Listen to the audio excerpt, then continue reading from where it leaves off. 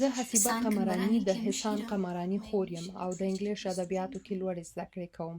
د کال 2015 جون میاشت کې په قمرانی کلي کې په زوره د بېدرکه کولو لړۍ شروع شوه او هم په دغه میاشت کې سلمان قمرانی بېدرکه کړی شو.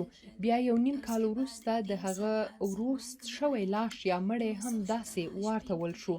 سږ کال هم په دغه قمرانی کلي کې د 4 نه زیات کسان بېدرکه کړای شوي دي چې پکې جاوید قمرانی، امید شاه، حسان قمرانی او حزب الله قمرانی شامل دي.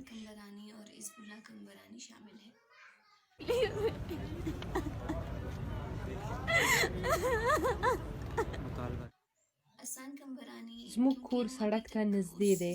کله چې زما ورور په ساده جامو کې راغلو، پولیسو او امنیتي کسانو پورته کولو، نو د کلي ځینو ښځو ولیدل او موږ ته یې په کور کې اطلاع راکړه چې ستاسو ورور په زوره د ځانه سره بیایي. موږ په منډه ورغلو، نو زما ورور حسان قمرانی په ساده جامو کې راغلو کسانو په راښکلو ګاډي ته پورته کړی و او حزب الله قمرانی یې په دغه وخت کې موټر ته پورته کو. زموږ د رسیدلو وړاندې دغه دواړه ګاډي لاړل.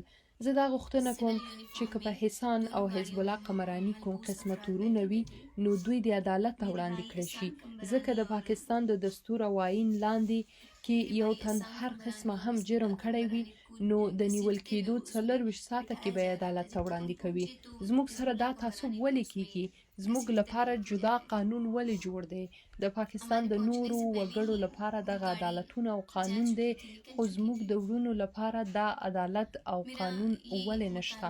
زموږ لپاره د تشدد مرکزونه یا ټارچر سیلونه ولې جوړ کړي دي؟